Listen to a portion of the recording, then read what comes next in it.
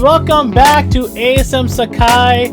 We're gonna talk and deep dive and recap everything that should have happened. No, I think we're gonna talk about from Thunderclap 2. That was let him nail the beginning, bro. Like, don't fucking. No. We're back. We're talking about JJK. We're talking about JJK. Let's get it started. Okay. I had this shit open right here. Okay, let me bring it. Okay. He wasn't even ready. 2, Right and Wrong Part 2. So a lot to catch up on. So where we left off last time when we talked about JJK was me guessing that was the counter defense of Megumi, the last Maharaga. Maharaga, which is a fucking unbelievable beast. Holy fucking shit. Let's get into... I really think it really sucks, but MAPPA, and I think we all saw this coming, the animators and everything took a huge hit. And you can... Until this episode was actually pretty damn good, but the last 2 episodes, and I think they were more crucial in terms of how amazing that season was going. Yeah, I mean, like, after you pointed it out, like, you watch it, like, even the Thunderclap too, right? Like, everybody's reaction was like, what's actually going on? Like, it was hard to tell what was going on, right? Because it was very choppy. The frames felt unfinished. It felt like the animation we were given, and up until then, and then this was given. People are going with the manga and the story like, oh, and I'm looking at the ratings on IMDb and stuff. It's like 9.8, 9.1. I did not feel the joy or that excitement I would get, because when I'm looking at the quality of what JJK is, it's better than what Hell's Paradise was. Like, we saw some movie-esque level with Chainsaw Man, and we're like, holy fucking shit, what beauty it was. Well, in AOT, right? Just recently. That shit was fucking nuts. What's upsetting is, let's talk about Thunderclap 2 when Sukuna goes crazy and fights Maharaga for Megumi. Because if Megumi dies, the spell basically keeps going until it wipes out the enemy and then Megumi. The crazy thing is, if I read it correctly, Megumi was dead. But it was still during the pact, so he's like it's not official. Like, so Sukuna used reverse curse and healed him enough during the pact, and then he killed Maharaga. So that's how badly Megumi was like, I'm about to die, peace out. He wasn't joking, he was fucking dead. Okay. That's why Sukuna touched his chest and healed him. So, the beauty of JJK, especially for me, and how I've fallen in love with this anime is, on the first try, you're saying, oh shit. On the first try, every fucking shit that's happening, you're like, oh fucking shit, this is wild. When Sukuna and Maharaga were fighting, I couldn't see shit. Literally. Oh. The frames were so bad, especially when he threw him through the building and he's running through it. It felt so unpolished. It felt so... My focus was... I just couldn't enjoy myself to get, especially when he used his domain. Because we saw his domain in season 1 and how gorgeous it looked. By the way, even worse than that was a translation by Crunchyroll. What was the translation? It was like a malevolent kitchen. Malevolent kitchen, whatever it is. It's shrine. Worst thing, it's so bad, Leo. Malevolent? It is malevolent. Yeah, malevolent kitchen. It's supposed to be shrine, though. Yeah, as you can see in season 1. So I don't remember jack about the episode, but I would like to say my man Sakuna played Squid Games with the fucking people if you move, you fucking die. That was fucking. Sukuna. That's Thunderclap 1. Yeah, He played like Squid Game with them. If you move, you fucking die. I was like, what the fuck? He's like, you move, you die. I was like, until I tell you can't move. Yeah, that was so dope. That was so fucking dope. I absolutely loved that we got the fight with Sukuna and Gojo. No, Jogo. Amazing fight. And I felt bad for him, yeah. Why? I felt bad for Jogo. He's like, no matter what he fucking tried, he's like, the man died to prove a point. Like, he didn't even get to do anything. He killed our beloved character, and then he fucking died. Like, fuck him. Who did he kill? Jogo kind of almost killed. Almost killed. Nanami. Crispy. Overcooked. Yeah. Crispy on just one side. All right, let's talk about.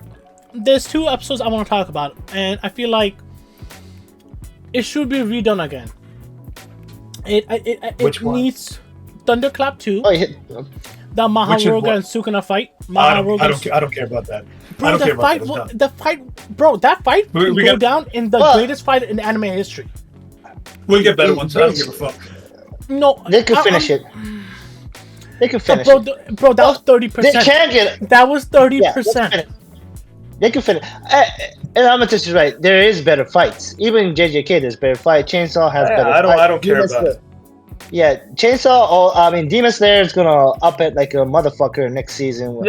So I don't give a fuck about like redoing a fight. Then it was. But before we get started, fuck Mappa Studio. I love what they do. Yeah, I love the animation they give out. But if you're overworking your people to a point where they're sick and tired of working for you, then you're doing something fucked up. We've seen this from Japanese studio multiple times, and we thought Mappa was different. We were happy about what they were giving us. No, we all knew this. We all knew this. I know. I thought they had a team dedicated to every anime specifically, and if you keep your people happy, you keep them happy. They keep going. But if you treat them like shit, that is not what the fans deserve. That is not what the animators deserve. I completely agree. And you know what I don't understand? Yeah, and I don't understand. Like, I was talking with Emmanuel about this. Like, you're doing so many big name shows, so the funding is there, right? Like, so what's the issue? Funding. Pay the people. Yeah, so like, more people. Like, right, exactly. Like, what's like, I can understand like small projects struggling, like, but like JJK, like, no, are you telling me the biggest show? Like, shame on Mappa Studio. Shame on them. You just produced Attack on Titan. You have Chainsaw Man. You have fucking all the big names, anime, and you treat your people like dirt. So fuck you. Get your shit together. Hire people. Put some money out. And apparently keep your people JJK happy. Zero was also rushed. But that's what I fucking mean. The fact that you're rushing, everything has a timeline. You rush your people. I get it that you don't want to produce in advance because of the leaks that could happen. You have a timeline that needs to be followed. I get that. But get more people. And you know what's crazy? I think the people are just asking for like a couple weeks of break. That's all they're asking. It's fucking wild. It's insane. And the problem is they're going into back-to-back projects like Attack on Titan, Chainsaw. Yeah, don't take it. Because of that. Don't take it. Like, how much? Like, that's the thing. Like, One Piece live action Netflix, they put $17 million per episode, or 15 to 20. Like, that's more than what they spend on the season. So, like, I'm so confused. Like, the money's there. It's one of the most popular show of the season. Right? And the studio, and the most popular studio. Bro, anime is so massive now. I'm pretty sure there's mad people trying to be animators. Right, and then the money, that's what I'm saying, like, the money's there, so it's not a money constraint issue. Like, what's the fucking issue? Like, I can't do the it's like every other fucking company. All the high executives want to make their money. They want to pay them as little as possible, not to take any breaks. It's like one of those things we have seen in Japanese culture, anime studios, that they do. They've been mistreated, they get treated like shit, and that's happening in Mappa. I think that's enough venting from me about Mappa Studios. Let's get back to the episode. I mean, rightfully so. I mean, as a fan, like, I think, but rightfully so. I agree with everything you're saying because it hurt 2 episodes. I think that could have been 3. historic in anime history. Yeah. And you know what's crazy? Go ahead. And then, would any of you guys be frustrated tremendously if we found out the whole season was pushed back 6 months? No.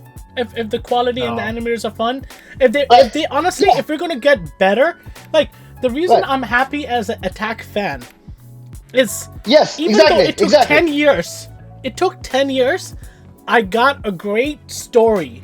I am happy. The visualization was amazing. When they announced that they delayed the second part, I didn't give a flying fuck. Our stance was finish it when you can. You give me quality, I respect you. Yeah. I would have been unhappy about that, and I'll tell you why. It's not a matter of pushing back the anime. It's a matter of you getting enough people to work for you. Right. I mean, what I'm saying is there's different easy approaches that you could have done, right? Like at least the people part, you might have to do training a little bit, and obviously these are very skilled people. But you have the money, right? You have the money. We do it all the time. Hire people at a higher skill set and pay them more, and assort them in teams in such a way that you have one lead taking care of certain segments. Yeah. It's very easy to handle this. Yeah, right? I'm not disagreeing with what you're saying. There's so many options because the money's there. Whether it be delay 6 months or hire more people, it's an easy solution, and they chose to not do it. It's just ridiculous. And so Hill's point, at this moment in time, Mahoraga versus Sukuna could have been one of the most badass fights in history of anime, right? That is a factual statement. It's gonna get replaced with in the future with Demon Slayers and Chainsaw Man and more JJK. Bro, when I was seeing this, all I kept on saying is like, I wish this was better animated. I wish this was better than this. I get it. It was hard to keep track of. It was hard to see. But after it was done, I was like, okay. Because the next 2 episodes that came kind of left me heartbroken. So I did not give a fuck about the story. The story. I'm gonna be the hater. I'm gonna be the hater. I didn't even go back to the.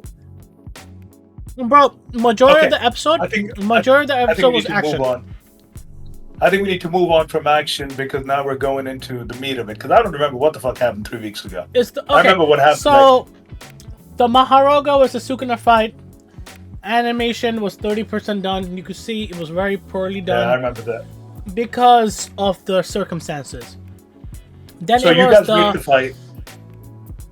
Yeah, after the fight, basically, Itadori takes over again, right?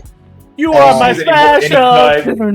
Yeah, and you can see him running and flashing. And you're my special. You are my special.